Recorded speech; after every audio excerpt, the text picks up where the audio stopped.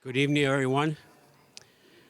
Welcome to Milton High School. Welcome to Milton Public Schools. We're very happy to have you tonight for our annual Grade 1 night. Before we start, I want to thank some of the folks that will be talking tonight. Behind me at the computer is Principal of the Glover School, Karen McDavitt. We have Danielle Wetmore, who is the Director of Student Services, Zina Hamada, the Director of World Language, and Christy Giappetta, the Director of Science K-8. So all the folks you'll need to get your information tonight. So if you're here for Grade 1 night, that means you're a kindergarten parent. So congratulations for enduring the first 3 quarters of kindergarten. It all worked. We met with our kindergarten folks last month. And for parents of their first child to go into kindergarten, eyes are wide open. They can't believe they're going to drop them off at school or put them on a bus, and how do they get their lunch, and how's it going to work? And then all of a sudden you're here, you're a pro, they're all making it work. And they make it work because you have wonderful kindergarten teachers. So a big round of applause for all your kindergarten teachers. They're all awesome. So I have a unique perspective in this work tonight, and I'm only going to give a quick, brief intro and then leave it to the experts to explain our programming. But was an educator and administrator in Boston Public Schools for 10 years. Then I was here in Milton for 16, where I ended as the assistant superintendent for teaching and learning in human resources, and also had 5 children go through the schools K to 12. And I sat in this seat and wondered what it would look like. How's it going to work for my child? Will it be, what decision do I make? And I remember that kind of, I'm so happy I have choices, but I'm also nervous that I have a choice kind of feeling. But when I went to Belmont for 10 years, which is a wonderful school district, everybody was asking about, how do you guys do that language thing at the elementary school? And how do you get that STEM thing and that engineering thing going on in the elementary school? How do you actually get unique programming at the elementary level? You usually don't see that until high school. I say that now from a different perspective to just let you know it's really unique, and we are so fortunate in this town to have programming to choose from that's very different and above and beyond what most other districts provide. If you want to learn a language and you want to do that full-time, your child can do that. If you want to learn a language at elementary school, but you're not sure if you want it full-time and want it part-time, you can do that. If you want your child to be immersed in some STEM and engineering experiences at the elementary level, you can do that. Those are the programs that we offer that very few districts provide at the elementary level. So we're very happy to explain what all that means. We're really, really happy that you're here. We'll go through what first grade looks like for all students, and then what first grade looks like for students who are in our French immersion program, and then in our Project Lead the Way program. And then at the end, we'll tell you how it's going to work for next steps beyond tonight. So we're very happy you're here. We hope you had a great and continue to have a great kindergarten year. And I would like to introduce Karen McDavitt to start us off. Thank you, Karen. Thank you. Thank you. Thank you, Superintendent Phelan. It's so good to have you back. Thank you guys for coming. I know it's a big night. It's a nerve-wracking night. I get it. I've done this presentation alongside Christy and Zina for 10 years, and no question is too small. So I just would encourage you to take it all in and keep all those questions in your head. We'll have a Q&A at the end, and then we always stick around. You can ask us anything, absolutely anything, because it is a big decision, and we know that it can be a nerve-wracking decision. So the good news is, no matter what you choose, if you choose French or you choose English, your children are going to be exposed to high-quality, rigorous instruction that is aligned with Massachusetts state standards. We teach the standards whether we teach them in English or in French. And we have a lot of shared curriculum. So we use Into Math as our math curriculum, and if you're in English or in French, you do the Into Math curriculum. If you're in French, it's just translated into French. Same with our FOSS, our full option science system curriculum. Everyone gets science. So a frequently asked question is, if I choose French, do do I have no science? No, everybody has science. Of course, it's a state standard. It's a curriculum standard. But if you choose English, you're going to get an additional STEM component to your day if you're a child in the English innovation pathway. But everyone gets our basic science curriculum, which is called FOSS. Everyone also gets our basic social studies curriculum. It's not basic. I shouldn't use the word basic. Our social studies curriculum, which is SAVIS. So all of the standards are the same. All of the content is the same. The difference is simply in the language and in the language arts, right? So the language of instruction as well as our language arts program. The good news, and we also assess in both programs. So if you're in French or you're in English, you are receiving early literacy screeners. You're receiving the same level of screening and assessment to figure out where your child is and how they're progressing and what we can do to better support them or challenge them.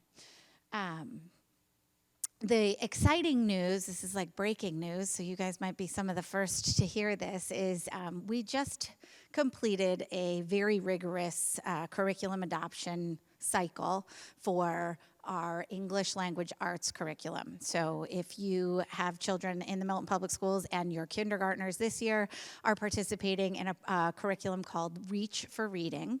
And we are moving away from Reach for Reading, and a team of amazing educators worked alongside Kat DeRoche, who's our literacy coordinator, and did a very rigorous process to select a new curriculum.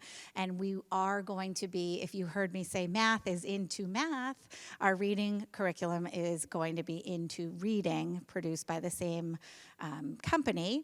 And the reason I bring that up is because it is indeed a shared curriculum. Now, in first and second grade, children in the French immersion program aren't going to be using it. But as soon as they get to third grade, and we'll talk through all of this, don't worry, as soon as they get to third grade, they go back into English and they will participate in the into reading program.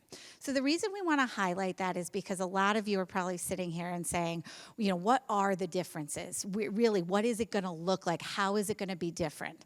And a question we get all the time is like, do they get to see the kids in the other program? Do they, what kind of intersection is there? There's a curriculum intersection, there's an instructional intersection, and then there's a big social intersection. Everyone goes to art, everyone goes to music, everyone goes to PE. Everyone gets some form of library. Everyone goes to recess, everyone goes to lunch, and they go to recess and lunch together. So right now they're all just kindergartners, right? They're not defining themselves by any sort of I learn in French or I learn in English. They're all just kindergartners. And when they come back together for this magical 50 minutes of lunch and recess, they really do just turn back into kids, just normal kids who just want to play with each other and have fun. So there's so much that is the same. We're going to highlight what's different because, of course, you have to make a choice, and we want to make sure it's an informed choice.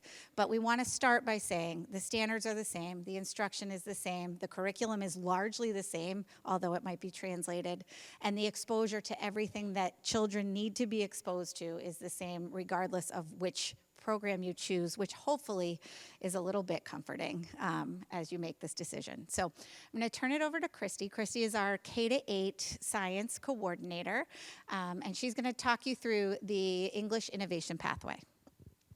Thank you, Karen.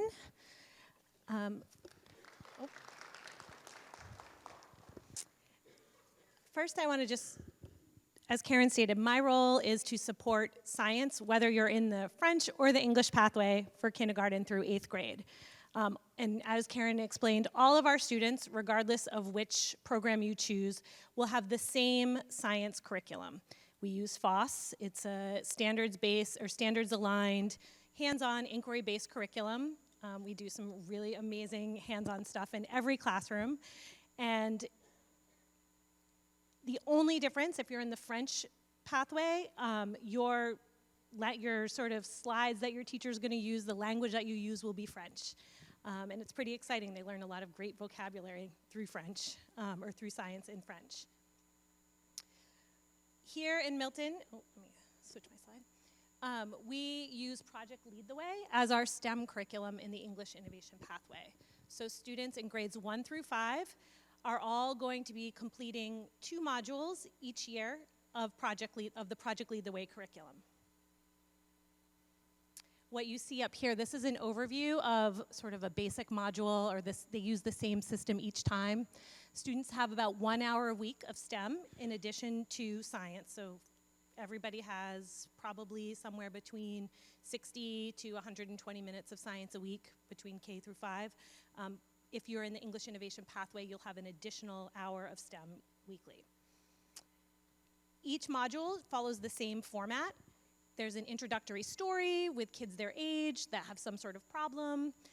Then there's a series of activities that they complete to introduce them to the content and the key concepts. Then there's always a project. That's a hands-on project that involves them using those concepts to deepen their understanding. And then an open-ended problem at the end, where kids are sort of creating their own solution in groups. Over the course of the year, they'll have 2 modules. One will be a computer science-based module, and one will be an engineering module.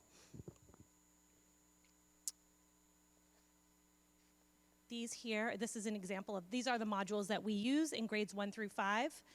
The engineering modules that we use align with our science curriculum. So they take the science concepts that students are learning and they embed them in an engineering challenge. And this, we wanted to include some photos so you can get a visual of what STEM looks like in the English Innovation Pathway. If you look, this first picture here is an example of the slide that I showed you with the module from 2nd grade. This is a material science module where kids are designing a cooler for a popsicle. They're trying to solve a problem. The middle picture is a photo from the computer science-based module. One of the unique things about Project Leads the Way is that students learn programming through hands-on activities in addition to a computer-based activity. So this is students, before they do some coding, they're playing a game where they're sort of learning the steps of coding, and then they will apply that on a computer. And the furthest picture on the right is a picture of our 5th graders doing robotics, which is a very exciting element of the 5th grade Project Lead the Way curriculum. Students are designing a path for their robot to travel, and they build their robot and sort of program it to follow a route and hopefully solve their problem. That is the overview of Project Lead the Way for the English Innovation Pathway. I'm going to introduce Zina Hamada, our World Language Director, to come up and tell you more about Spanish in the English Innovation Pathway.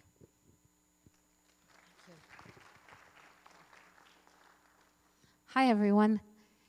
So welcome. This is where we really want to stress that whether your child is in the English Innovation Pathway or French Immersion, they learn a language. What we strive to do with a lot of our wonderful teachers is really create global citizens, students that are aware of cultures and identities and are open to the world. So in the English Innovation Pathway, one of the specialties that the students have is Spanish. It's a content-based instruction, so that means that the teacher will teach things in language arts, read a paragraph, or math where they do numbers, colors. If you go into a 1st grade classroom, you'll see that they're learning all those basic vocabulary related to curriculum content such as math, science, and social studies. They do celebrations, and teachers really try to immerse students in the culture of the Hispanic culture. So what does it look like? In grades 1 and 2, students receive 30 minutes, a 30-minute session a week in Spanish. The teacher is the one that travels into the classrooms, gives her 30 minutes, and then moves on to the next classroom. That's in 1st and 2nd grade. When students get into 3rd, 4th, and 5th grade, they start getting 2 blocks of 45 minutes each. And again, the teacher is the one who travels, not the students. I embedded here a video for you to watch. You're going to receive this presentation through email. So we embedded videos so that you can see language in action in classrooms. And that would be very helpful.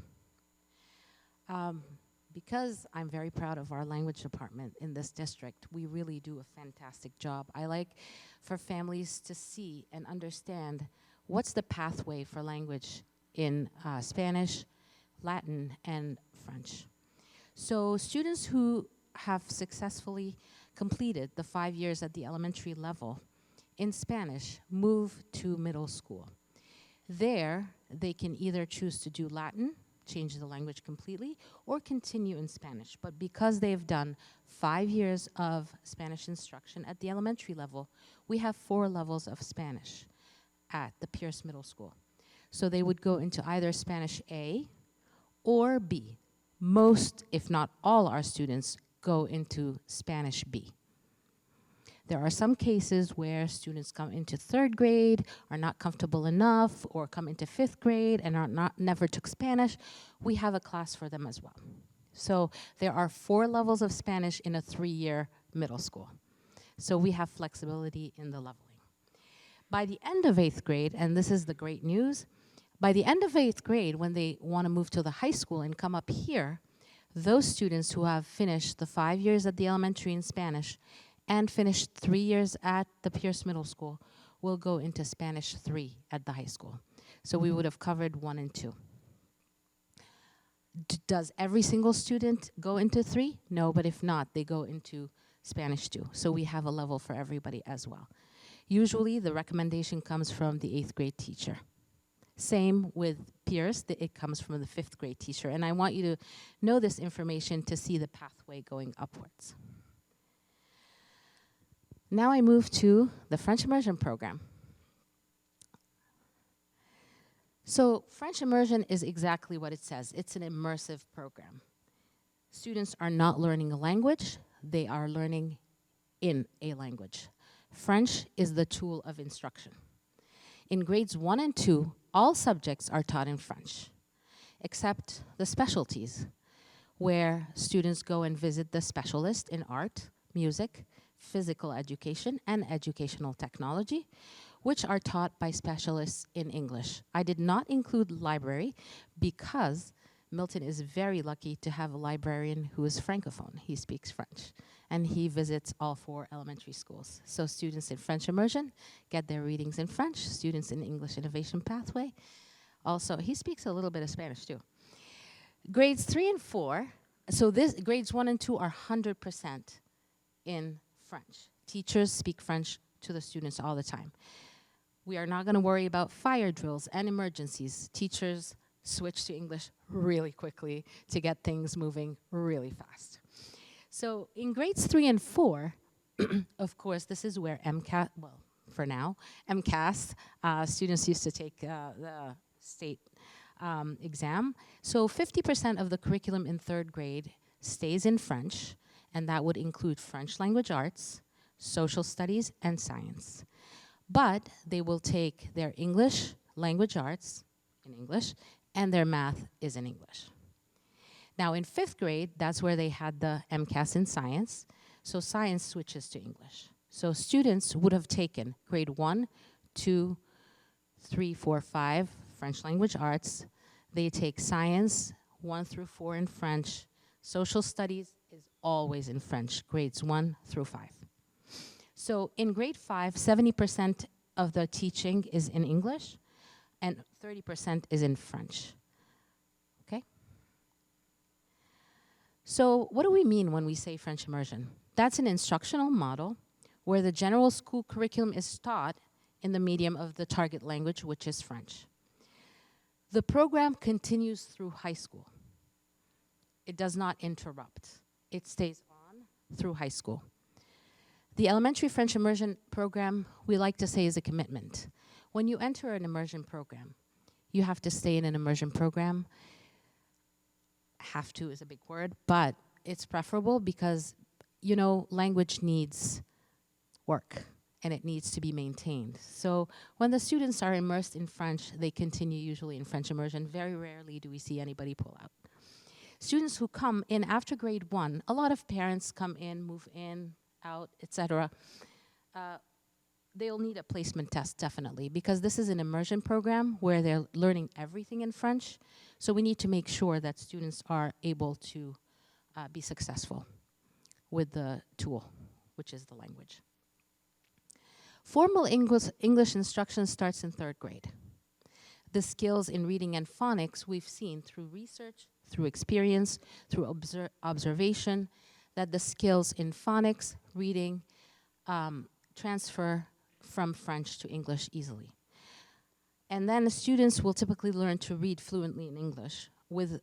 If they need support, they will get support. We have also Tier 2 support in grades 1 and 2. So if a student needs support in reading French, they will get support in reading French.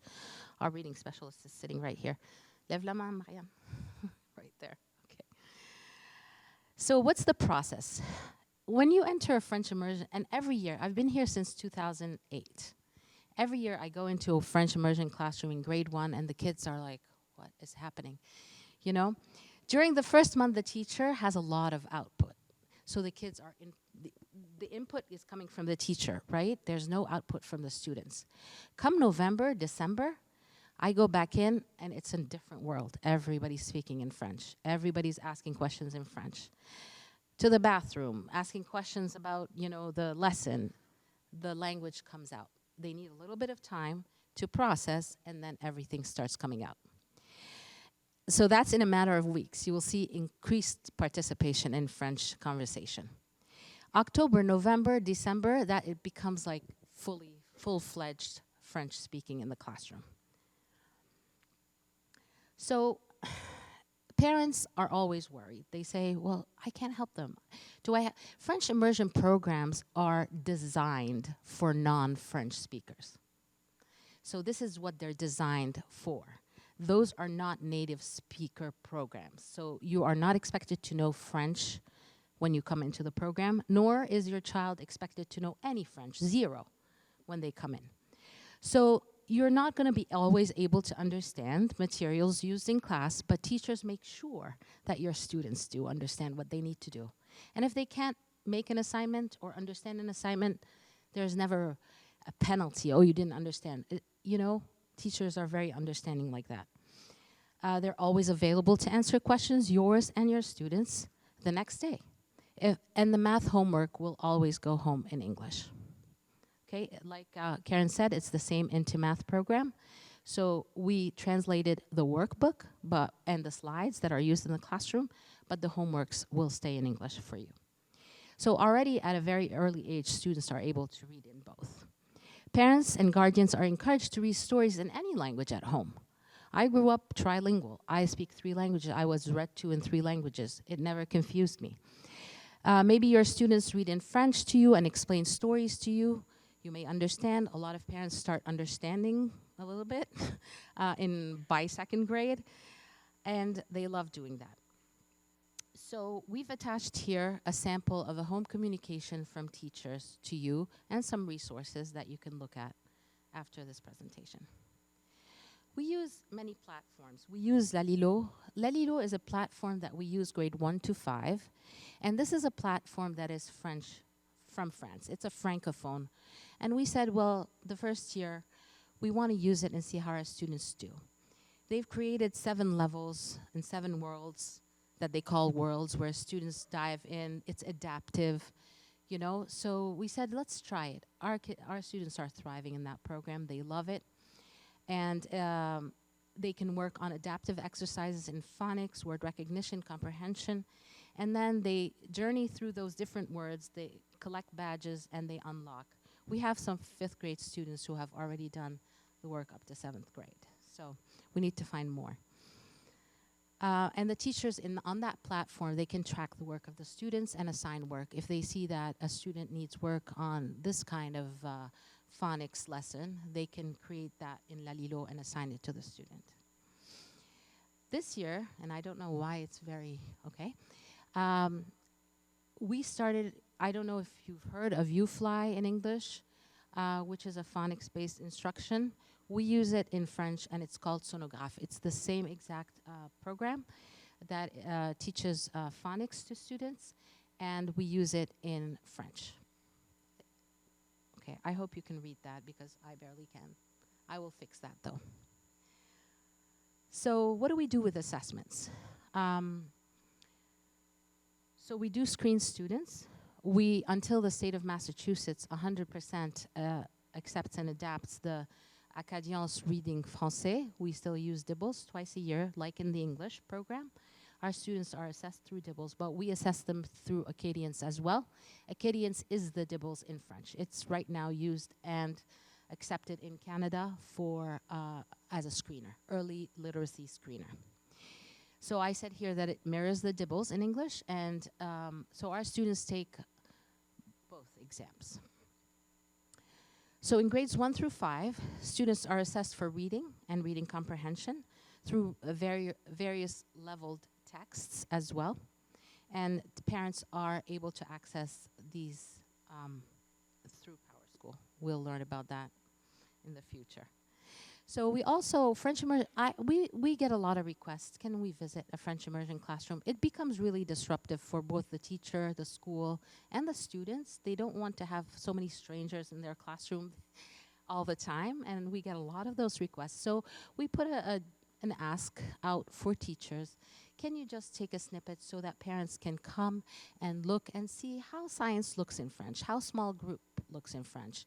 We have tier 2 instruction, so we have reading specialists, one in every school, and they work with small groups on things that students need support with. So when we put that ask out, we got 1, 2, 3. All of them are videos that you can watch if you want to look at what a French lesson looks like, whether in science, social studies. So we took a snippet from every school at every level in every subject. Again, here I want to talk about what it looks like through high school. So at Pierce Middle School, students who are in the French immersion program continue as French immersion students at the Pierce Middle School. When they get into 6th grade, they continue with 2 classes. 1 class they take every day and 1 every other day. So the one they take every day is French language arts, and the one they take every other day is French humanities, which is a culture-based class. Okay, so they do, they read books, they do projects, they learn plays, theater, culture, history. So it's a lot of the cultures of the Francophone world. And Francophone is not France only or Switzerland, but it's also from all the world. You know, Africa, Asia. They studied about Francophone people in Lebanon, Vietnam, Guadeloupe, Djibouti, Morocco, everywhere. So when they come to the high school, they continue as French immersion students. The track continues, and they go into French immersion 4. And we prep the kids in one of our courses to take the DELF exam, which is a Diplôme d'éducation de langue française, which is a French government exam that our students take today and tomorrow. 42 of them are taking that exam at the International School of Boston. Will they get a certificate that will make them eligible to go into French universities and work in any Francophone country in the world. That diploma is valid for life. We've partnered with the French Cultural Center in Boston, the French Consulate, and we have universities who have come and presented. You probably heard of the Sorbonne, the Sciences et Lettres, etc. Now, one very important thing that we've done for all our world language students, and we have 4 phenomenal world language tracks.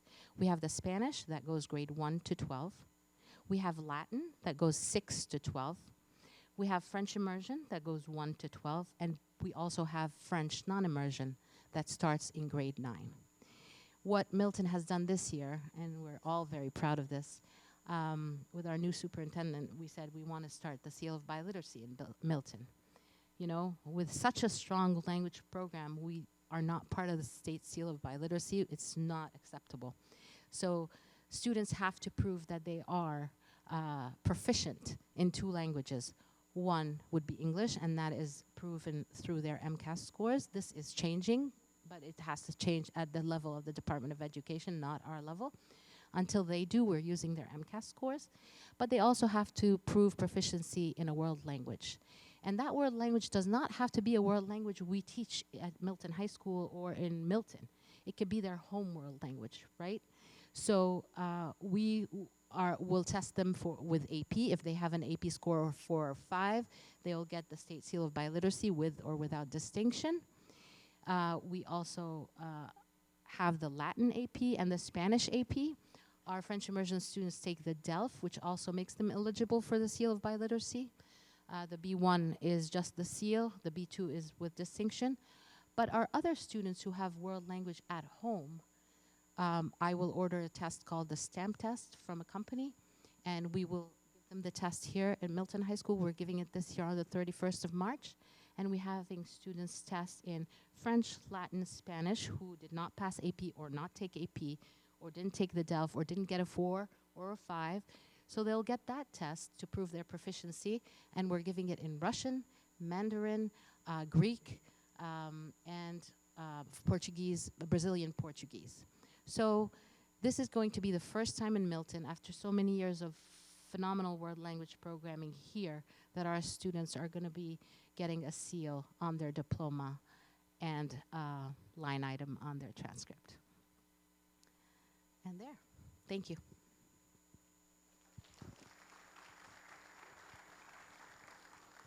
Good evening, everyone. Thank you so much for coming and taking time out of your night to join us. My name is Danielle Wetmore. I'm the Director of Student Services in Milton, and I have the pleasure to serve our students in Milton with a variety of needs. And I'm going to talk to you a little bit about our special education in the district. So all of our students, regardless of which pathway you choose, are eligible through the Child Find process for special education services, regardless of whether or not you choose French immersion or the English innovation pathway.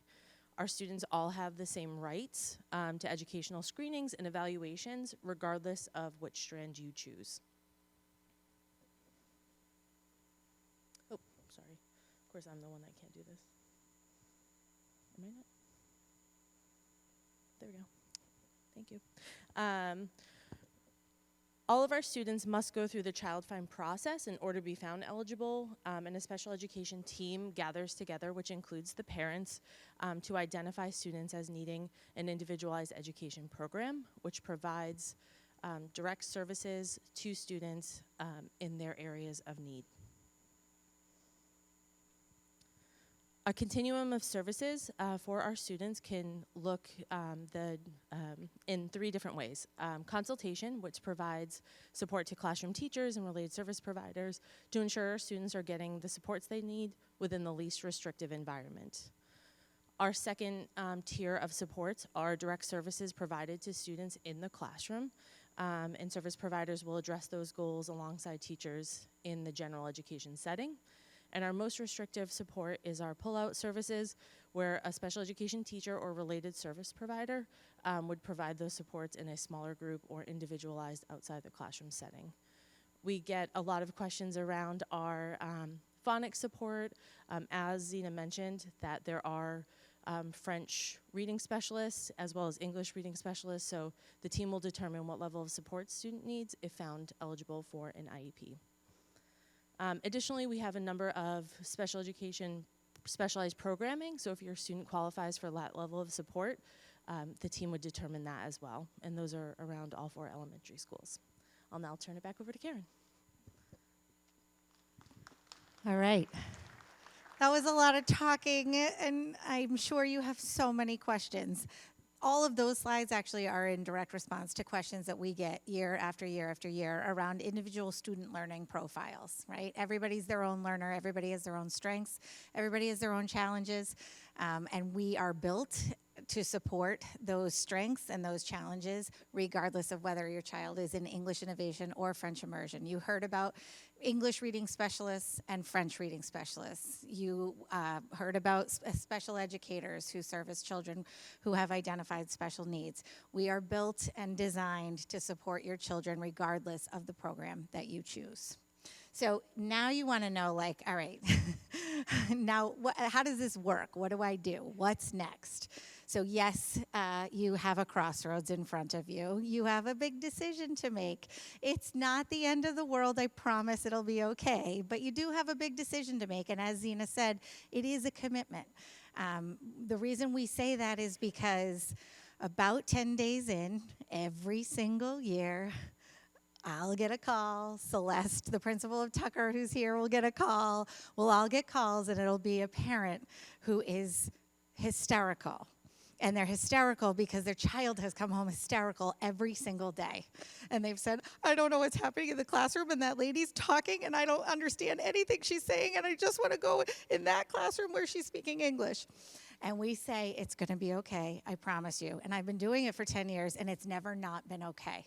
So I do have to tell you that. But we say it's a commitment because once you do make that decision, we want you to stick with it. We want you to help your children get through whatever it is that they need to get through. That's just an important, sort of distinction to make. So you do have a decision to make. You're either going to choose the English Innovation Pathway or the French Immersion Pathway for your kindergarten student. So tomorrow, Mrs. Concannon and Dr. Redden and Mrs. Hogue and I will send you an email. Your child's principal will send you an email. It is going to have the slideshow that we just went through linked. Zena showed there were a bunch of videos. They're actually really helpful if you want to know what it actually looks like to be in a Spanish classroom or a French immersion classroom. And then it is also going to have the recording of this so that if you want to watch us over and over again, you certainly can. I will never watch myself again. And then the most important thing is there's a Google form. And this is what it looks like, and you'll see it, it'll come. And when you're ready, you open it up, you fill it out, you tell us French or English, it's really simple. You hit submit, and off it goes. These are due next Friday, so you have a week and a half to kind of ponder and think about everything. You are welcome and invited to call any of us to ask us anything. If you don't ask it tonight, ask it another time. Reach out to your child's principal. Reach out to your kindergarten teacher. One thing they won't do is tell you what to pick. Sorry. I know conferences are coming next Thursday, which is a really great time for you guys to all go in and say, what do I do, French or English?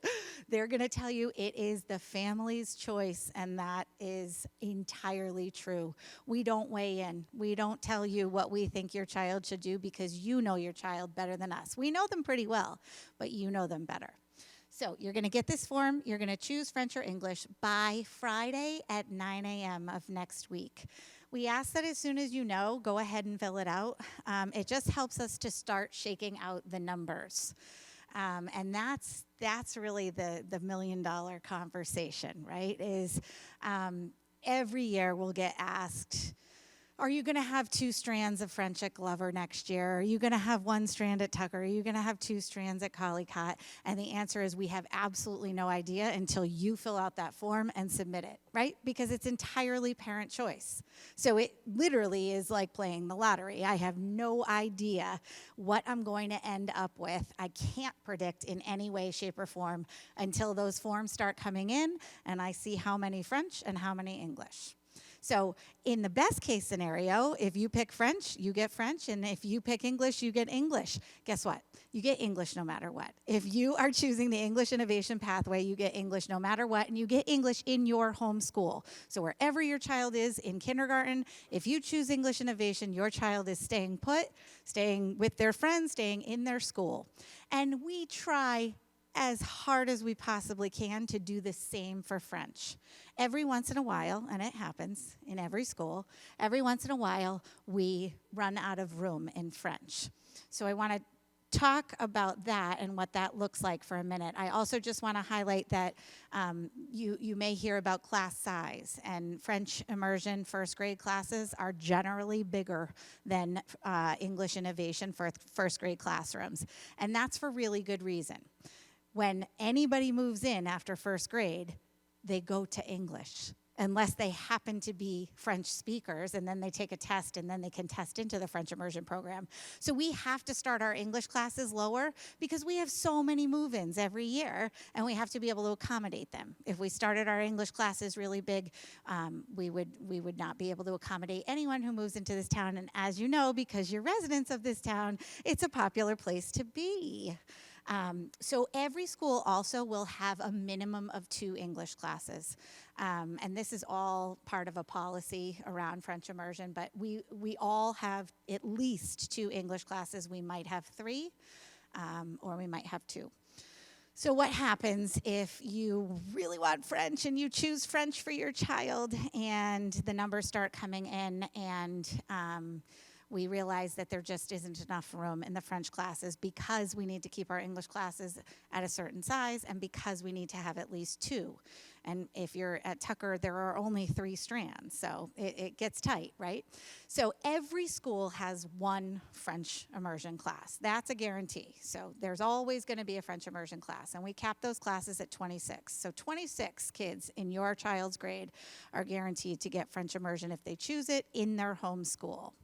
In the event that we have more than 26, which we often do, we then look, do we have enough to open a second French class? If we have enough to open a second French class, we absolutely will. We always do.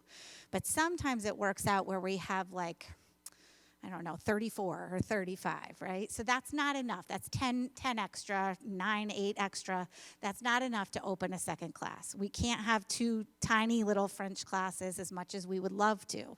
So sometimes what we say is, say you wanted it at Glover, you're a Glover student right now, and we're over. What we do is we take everyone who selected French, we put you all into a big lottery, and the first 26 get it.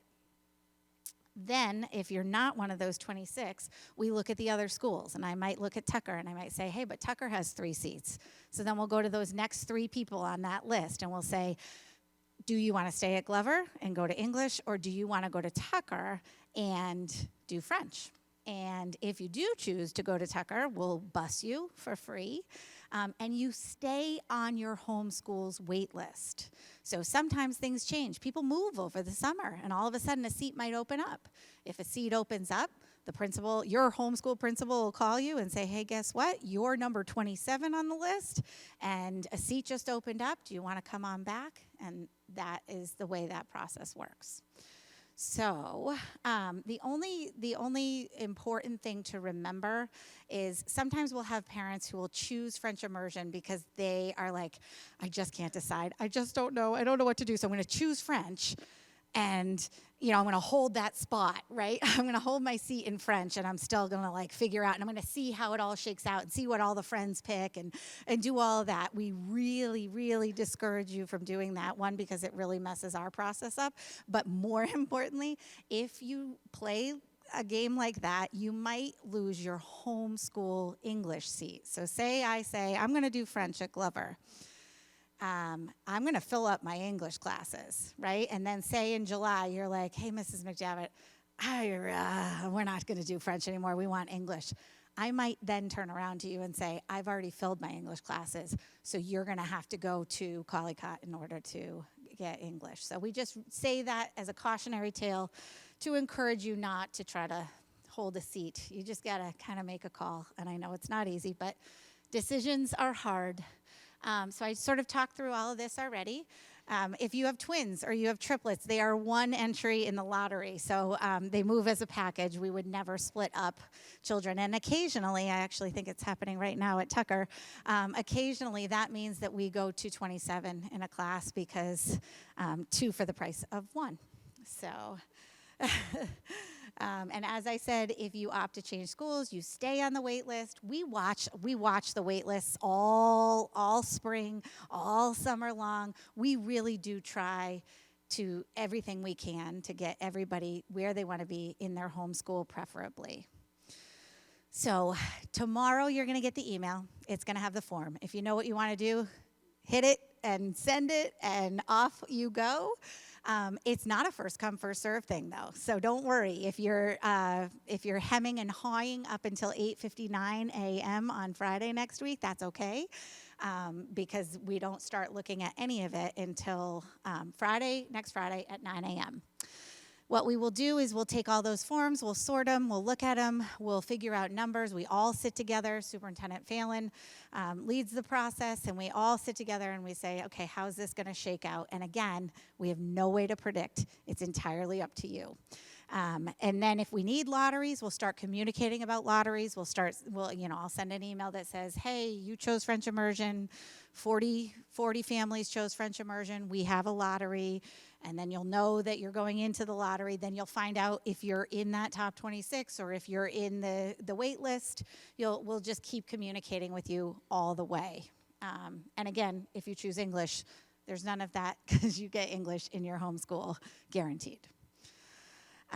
So there are lots of questions about how the logistics of the lottery work, and some years work out really well and it's nice and smooth, and then some years it's really tricky. I have a little PTSD from last year because I happened to have gone from 2 English classes to 1 English class in first grade, and it was hard. It was a really hard thing for us and for our teachers and for our families, but there's no way for us to control that because it really does simply depend on what parents choose.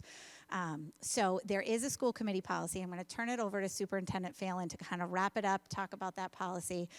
But the most important part of tonight is for you to ask the questions that you need to ask. So we're getting to that, and then we encourage you to, be brave like your kids are every day and ask anything you need to ask.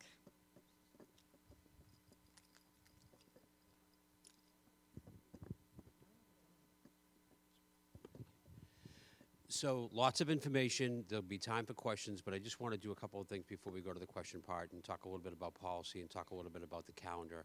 Before I do that, I want to acknowledge that our Tucker principal and assistant principal are here, Celeste Hoag and Caroline Morton, so thank you very much for coming. We're glad you're here to support your families. So we start with all this great stuff, and then all of a sudden it gets really kind of technical about the choice, and we have to start laying into the conversation about the selection process and how we go about it. So I think that's where your questions might come. And the reason why we have to kind of add all that language is because when you have a choice program, you need to put structures around it in order to make it work. To Principal McDavid's point, we really have to wait for the data to come in before we can actually sort out the sections that we have by school. And we will make sure this year that we pay attention to that, not only school by school, but actually at the district overall. How many sections at each school of English and of French? What do the numbers look like? How do they come in? So we can have a thoughtful, strategic dialogue about how we want to organize the structures. They kind of do repeat themselves. Historically, Glover has been 2 French, 2 English. Historically, Tucker's been 2 English, 1 French. Collicott's been a little bit of both when it went to 5 strands. And Cunningham has usually been 2 English, 1 French. So we do have a basic structure that we work from, but we really need to see the numbers first. And those numbers and that decision-making process then creates agita for those folks who are in this situation where there might be more than a few more students in one program than the other, and we have to make decisions about the lottery for French. Having been here for 16 years and been a part of how that lottery was built and why we did it in the kind of thinking behind it, is still sound practice right now, and I'm glad we're able to have a structure that we can lean on and communicate to families about how we go about that. So we'll talk about that in a minute. The second part I want to talk about, if you are a family who currently has a kindergarten student, or if you currently have a 4th grade student, or you currently have a 9th grade student, we are already talking about next year. Our high school students just chose their program of study classes for next year. Our peer students are getting ready to choose their courses for the following year. And our elementary principals and teachers are already talking about 3rd graders going to 4th grade, 4th graders going to 5th grade. So when we talk about the calendar of how we move from one year to another, I want to bring up the next slide, Karen, where we put that out. Because this has to do with folks who say, I don't go to kindergarten in the Milton schools, but I actually want to get involved in this process. How do I do that? So I kind of want to answer that question up front as well. So as Karen pointed out, you'll all make a choice tomorrow if you are a current kindergarten student. And again, this is part of your slides that will be emailed to you tomorrow. And if you do not have a child in kindergarten right now, but you're looking to attend in 1st grade, just contact us at the superintendent's office and we will send you these slides. So if there's anybody here who's interested, we will do that. So what we're doing is in January, we had our pre-K and our kindergarten nights. And then here we are in March at our grade 1 night. As the professionals pointed out, you have your information. We're asking you to submit your choice by the end of next week. We will sit in central office and go through all those numbers by school and across the district and start to discuss how that process works. The ideal world is we have enough seats in your home school, whether you choose either program, and that's usually the good news story. Are there years where that gets sticky and we need to have folks enter a lottery because you might have someone needing to go to a different school for the French program? That does happen. When's the last time it happened? Last year at the Glover. When did it happen before that? The year before that at the Collycott. When did it happen before that? Maybe at the Cunningham. That's kind of how it works. But what the question that you might have is, but will I get a seat in the French program if I'm willing to move my school? And the answer is yes. I can't remember, and I think Zena has some memory of this as well, but I can't recall in my time that no one actually got the program. So if you're willing to move your child's homeschool for the program, you would normally get a seat in French. For folks who are already kindergarten families of ours, you walk right down, you're here tonight, you put your selection in, and we let you know in April, but automatically by May 1, what your selection is and where you'll be going to school for first grade. You guys are all done. If you are a family who do not have your child in Milton Public Schools for kindergarten, and you are signing up for school for first grade, or you're just a family who's just moving in at any point in time between May and June, you all go into the second round of placement in the month of June. Because we had this thing where some folks who wanted to do kindergarten in their preschool or in Montessori, but they were residents, they wanted to know, like, how does this work for me?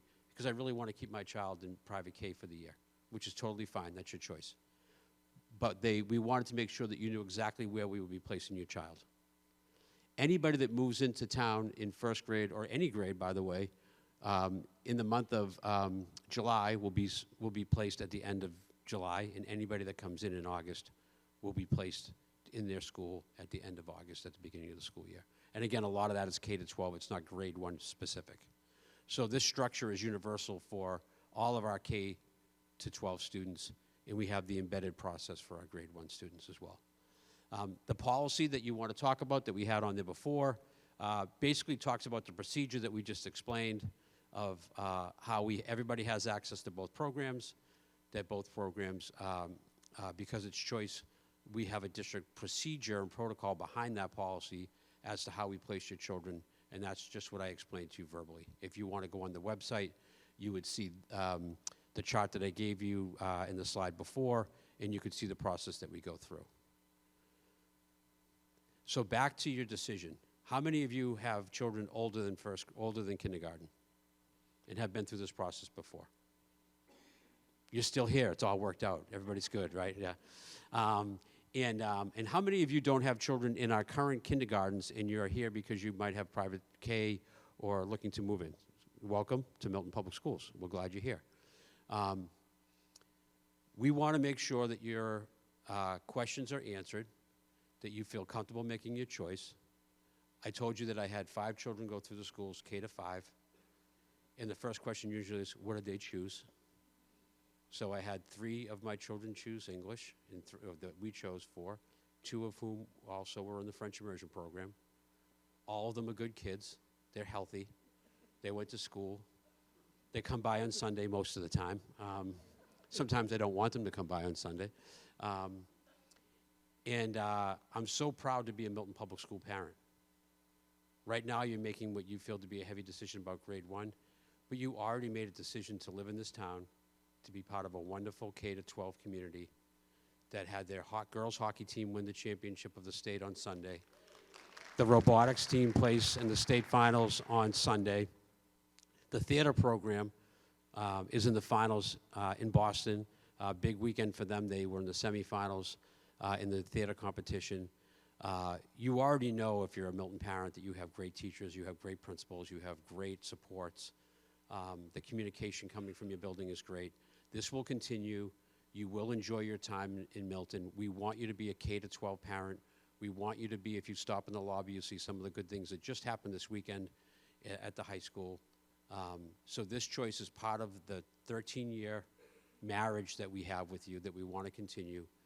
and we will work with you through all 13 years. We're almost through year 1, which is kindergarten, and we'll have 12 more to go. So we're very excited to answer any questions you have that are very big picture questions. If you have specific questions about a child that might be something that you want to ask in a one-on-one setting, we will stay here for a little while after and answer those questions. But if you have big picture timing questions, program questions, how does something work, we want to talk about that in front of the large group so we can all learn together. But if you have something that's more individual to your child, please know that we'll stay here after and we can be right here available for you. Go for it.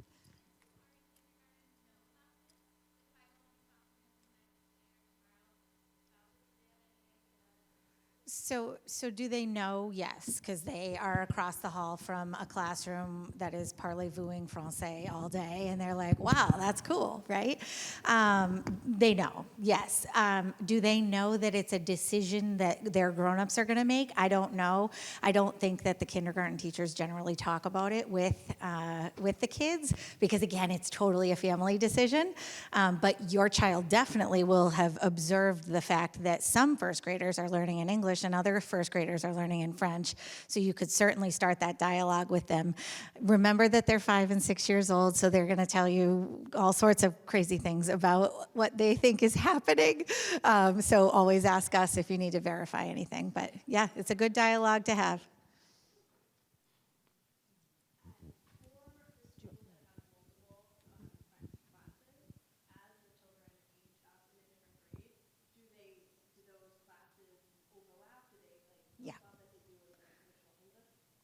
Yes. So the question is, if a lot of my strands are 2-strand French, 2-strand English, we mix the kids every year in English and in French. So it is true if you are in a school that has a single-strand French immersion class, that becomes a family. We laugh about it. We joke about it. They're like brothers and sisters, which is good and bad.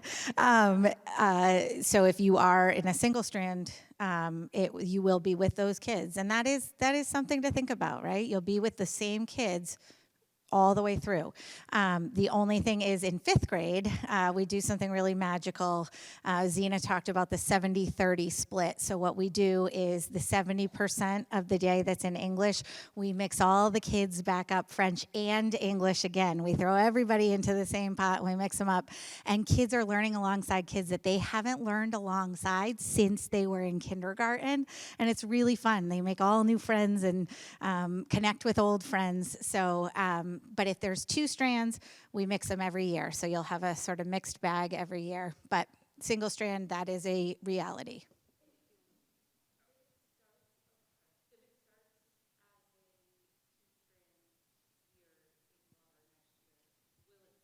Yes. Yes. Always. Yes. Nope. Yep.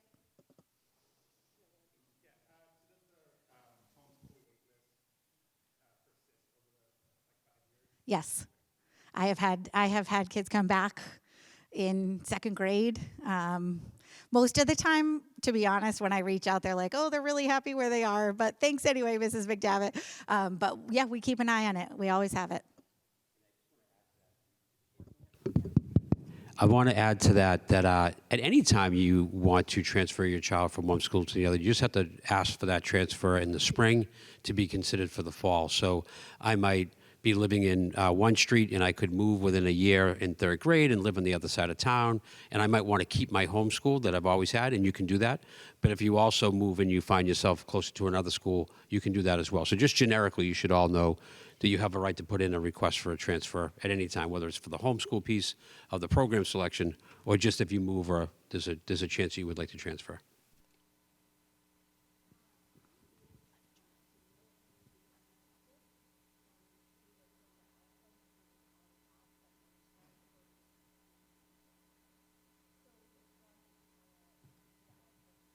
The school that you're in, the school that you go to right now, correct? That's correct. But So what you should let us know through the transfer process is exactly what you just said. My home school is Collycott, but I had to go to a different school because of placement, because of my registration, and I would like my first grade to be in my home school, but you should do it from the classroom that you are coming from right now.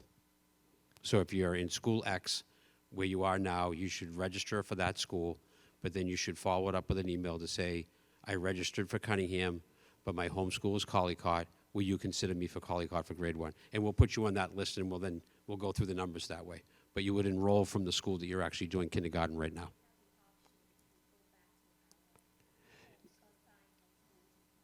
You would have the option if there's room. So that's why you would write the email to notify us, and then we'd try to work out the numbers for you. I'm going to bring a microphone around so people can hear the questions too. Yeah. Okay. If you decide to do French and say your homeschool's like Collycott, but they're full and you're going to switch to another school, can then you say you're not wanting it and then you still lose your English spot?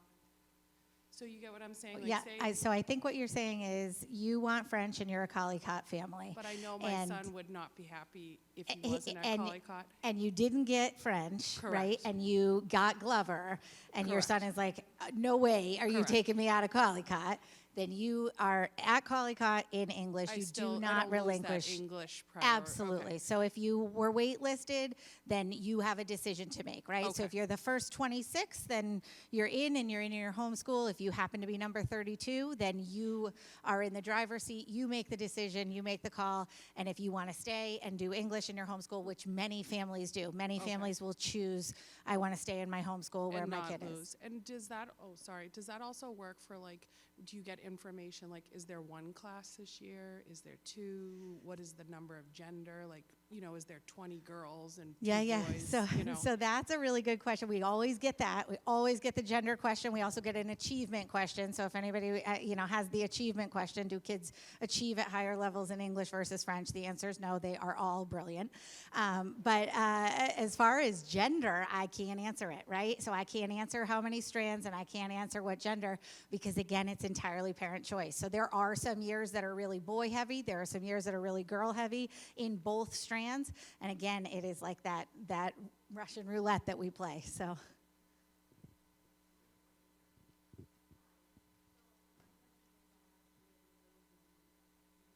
God bless my soul. So what about if two of them get into one class and then you have to transfer the third one? What happened then? Did you say you have triplets? Yeah. Oh, good for you. Look at you, Mama. They're all one. They're all one. So we would never split your children up. We would never split your family up. So they are treated as one entry. And so that does sometimes impact the class size numbers. But we would never say two of your kids are going one place and one's going another. But can I like tell them like you could go to French, two go to French, switch them out? Right, yeah. Yes. I'm so glad you asked that, because that's actually something that I didn't say that I really want to say. Some of you who have kids who have already gone through and maybe chose French for that child, we really encourage, like, A+ for this question, we really encourage you to consider each child as an individual. So you have 3 that are the same age, they're all different. So you might say 2 are in French and 1 is in English, and that is because you know your kids really well. In the same vein, I have so many families who have a 4th grader in English and a 2nd grader in French, or a 5th grader in English and a kindergartner in French, because what we really do try to encourage you to do, you know your child better than anyone. So think about them as individuals. What are their passions? What do they love to do? If it's engineering and robotics and coding and things like that, you should really think hard about that English innovation pathway. If they're really, curious and all of that, like, just really think about your kids, think about who they are and what they want. So you have that choice if you want to. Hi. Quick question around considerations, especially thinking about the second language. Do you have any guidance if your child has like learning delays, or has kind of maybe not been as advanced as some of the other kindergartners? Like, is that something to consider? Or how do you think about that? It's a really good question. It's an important question. And again, it shows that you know your child and you know how they learn. And ultimately, like we said, there are supports in English and there are supports in French. So no matter what, there are reading specialists, there are math specialists that push into both programs. And if your child has needs beyond what the gen ed reading and math specialists are able to provide, then we would go through the process that Danielle talked about, and we would identify and create an IEP, and then we have special educators who push in and pull out of both programs. And there's also something called a student support team process. So if there are concerns, that student can go through that process first to see if there are any interventions that might be helpful in either pathway. So. Thank you. Thanks so much for this presentation.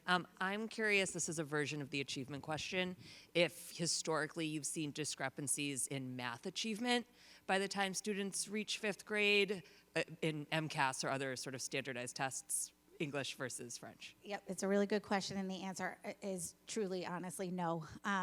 By the time, they get to 3rd grade and they're doing English math anyway, so it's just 2 years in French math.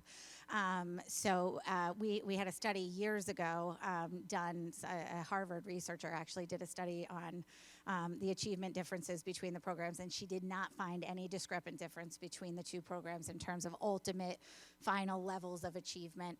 If you look at our MCAS scores, if you you really want to geek out on it and you go to the school committee, all the recordings are there, and we present all of our data, and we disaggregate it by French versus English, and there really is not any marked difference.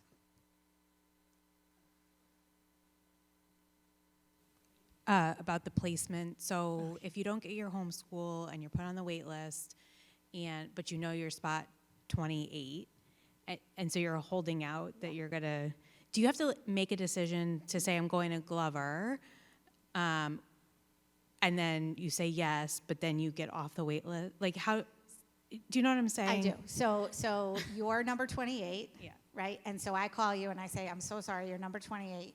So you're not at Glover, but Collycott has a seat. Then you do have to make a decision. Do I want to go to Collycott and go to French, or do I want to stay at Glover? And you are guaranteed an English seat in your homeschool. So remember that. You are guaranteed an English seat in your homeschool. Unless you hold that place, you take that French immersion seat, you're number 13 out of the 26, and you take that seat, somebody else doesn't have it, then you might lose your seat. But otherwise, you have that seat in your homeschool, but we do ask you to make a decision, because if you choose not to go to Collycott, we're going to number 29, and we're asking number 29, do you want the seat at Collycott? And then we're going to number 30. So we do give you a little bit of time to kind of make that decision, but already in your head, you probably have thought about and played that out. If I don't get it in my homeschool, is it more important for me to stay in my homeschool, or is it more important for me to have my child in French immersion? Hi, we're a Turco family here. When we're getting very nervous because we know a lot of family in the kindergarten that will be signing up for French. So our question is, what are the numbers that you would decide to have 2 French class? Like 40, 42? It really depends on not only the school-based numbers, but the district-based numbers. We're really trying to make equitable classes across all of our first grades. So it's not just a school view sometimes, it's actually a district-wide grade 1 view. So like Karen has said many times, it really comes down to what the numbers look like after all the choices are made. So I wouldn't want to give you a hypothetical. We look at the numbers, we make the decisions that are based on the best classes sizes we can provide and what's good for students. And then we make the selections of how many sections are in each school from there. We have a question right here. I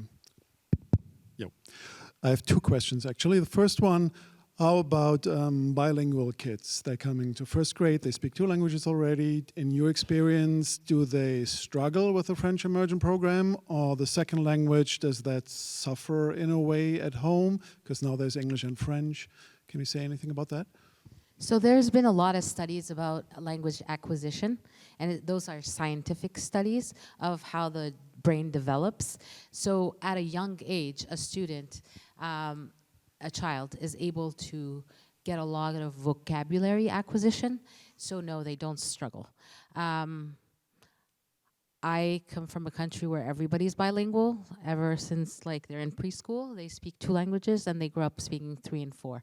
So the younger the child is, the easier it is for language acquisition.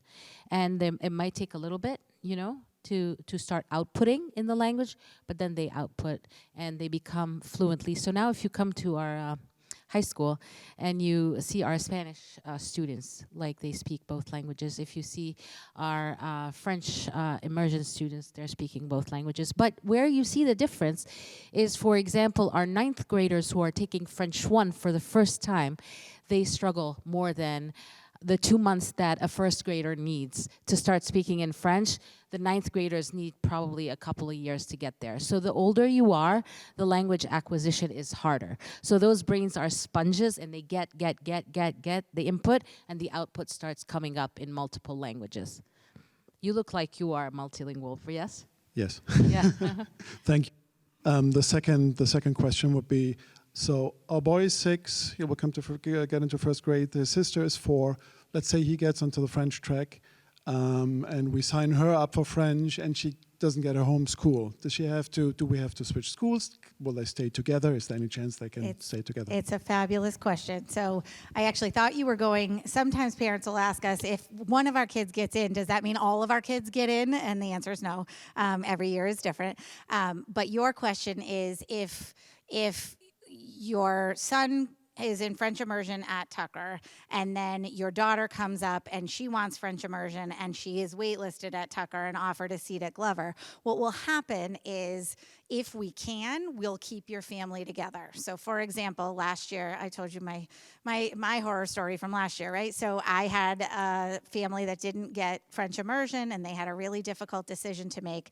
They ended up choosing to go to Collycott, and there was room in the 3rd grade class, so the 3rd grade sibling went too. So it's a choice that we will offer you. I will say some families take you up on it. I also had another family who their 5th grade, their student was at Collycott, and then they came to Glover. They kept their daughter, which was wild, at Collycott, and their son came to Glover. And again, that just worked for their family. So anything we can do to keep families together, we 100% will. Hi, I had a really similar question because I have a son who's already in 2nd grade in English, and I know Cunningham, where he is, typically only has 1 French class. So if we, for example, had to move to Glover or somewhere else to go French for my daughter, would he move with her? Yes, as long as there's room. So your child might be offered a seat at Glover, but I might have full English classes in that grade. I don't know. So there is a possibility that it might be a situation where you wouldn't be able to move both children. That is a very rare situation. Usually we're able to accommodate families that choose to move. Thanks. I hope this is not a dumb question, but Never. I appreciate that you keep reiterating that we know our children best. However, which is true, but how do I know what characteristics do I look for? What interests do I look for to decide if French is the right thing? Yeah, that's a really good question. And there is no recipe. There's no like, if your child checks 4 out of these 5 boxes, you should choose French. That I wish it would make things a lot easier, right? What we mean when we say you know your children best is, in general, you know their interests, you know their passions, you know what they like to do in their free time, you know what they like to explore. But to be perfectly honest, there is no profile that is associated with either. And if your child is super exploratory and techie, they're still going to do great in French if you choose French. If your child is multilingual, they're going to do great in English if they choose English. And that's just the reality of it. There's no bad call. Hi, hello. Hi, thank you for this. I had a question about if your child is in the French immersion program, is there a point that in high school, I don't think earlier, but they could take Spanish, for instance, in addition to the French immersion pathway? So it's funny, a couple of weeks ago, I went in for an observation in a Spanish class, and it was a Spanish 2. And I looked there, and I was in 2009, very long time ago. I was a second grade French immersion teacher, and I see a group of my students, and I'm like, did you leave French immersion? Like, no, we're taking Spanish as an elective. So yes, they do take language as an elective. It transfers really well from French to Spanish. The thing is that it has to fit in their schedule. So the schedule is very important at the high school. It has to fit.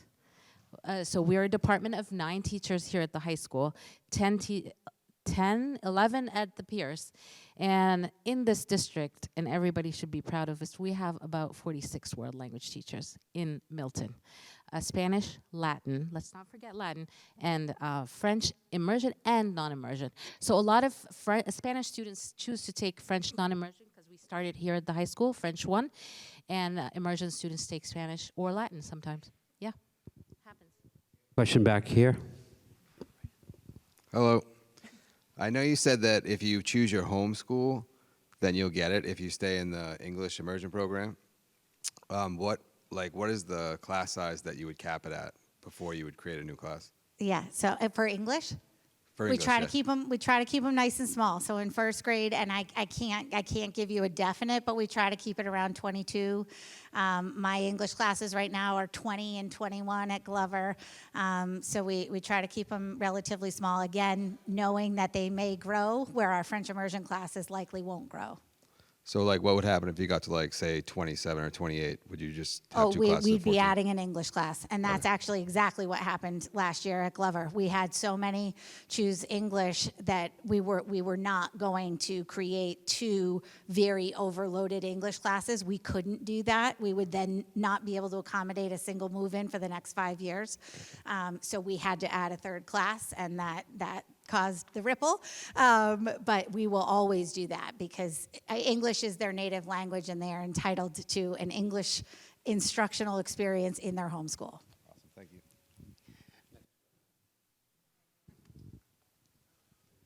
Hello, there we go. In your experience, I wondered if you could identify the top benefit to the French immersion program and the top benefit to the Spanish STEM program. You guys, we've been doing this 10 years. That's a new one. I'm impressed. I really think the top benefit depends on your child, right? So every kid's going to get something different out of each of the programs. So I think it really depends on your child's interests, what they're super excited about, and the instructional experience is the same, the standards are the same, the benefits are the same, they end up achieving the same. At the end of the day, they're still just Glover kids or Milton kids, right? So it really is so child dependent. Sure.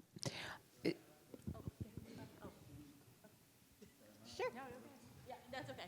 She's giving up hers for this moment, and I'll pass it back up for a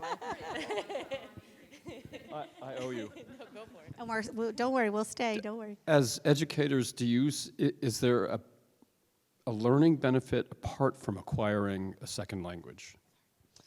It's 6 of one, half dozen of the other. It's an excellent educational experience regardless of program.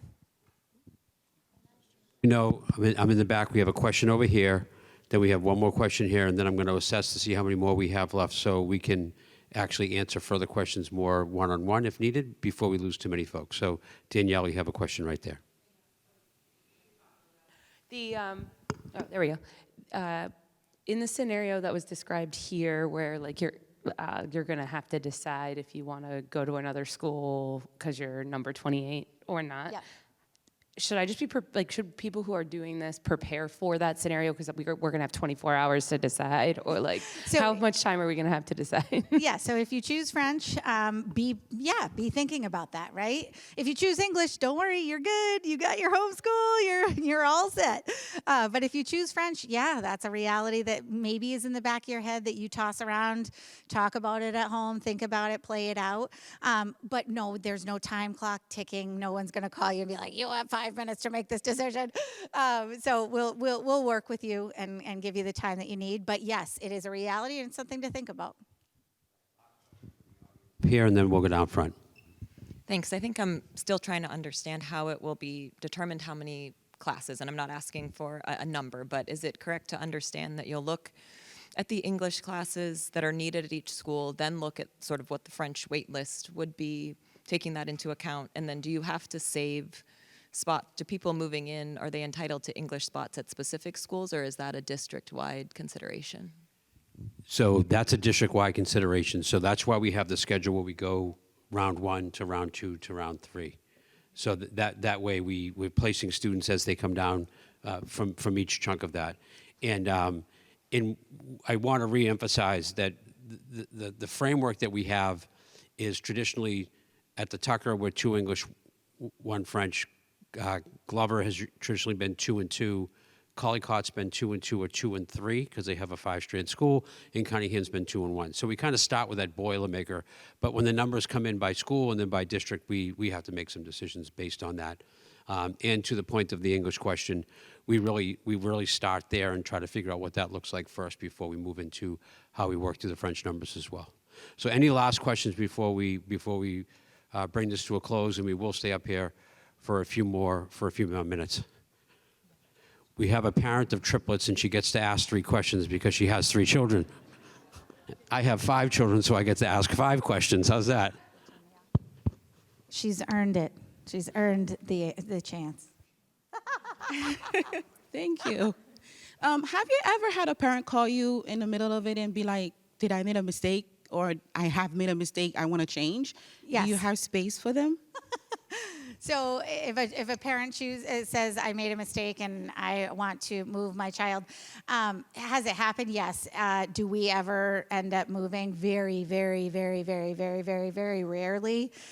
Because the reality is it's usually a knee-jerk, oh my God, what did I do? And it might be an emotional reaction to a child's stress level or whatever it is that may be coming home and going on. But in general, we're able to work through whatever the concern is because you can't make a mistake. And that I will tell you, like, they're both exceptional educational programs. Your child is going to get a world-class education in either program, so you can't make a mistake. Do parents call? Yes. Do we encourage them to call? Absolutely. Call us. We'll talk you through it every step of the way, but 9 times out of 10, 9.9 times out of 10, we work through whatever it is that's a concern, and the child goes on and has a wonderful trajectory in either program. We want to say thank you. I want to thank all of our professional folks here tonight that presented. So if we can have a quick round of applause before we lose you. The email will go out. This has been televised. If you want to watch it again, or someone that you know was not able to come, let them know. The email's going home. The slides are going home. Thank you very much for being here tonight and educating yourself a little bit. And if you have questions, please call your home school, and we'll try to give you the answers we can. So thank you and have a great night. Can I also say a quick thank you to the tech folks in the back? Oh, thank who you have to the been, tech guys. bouncing us around. Absolutely. Thank you.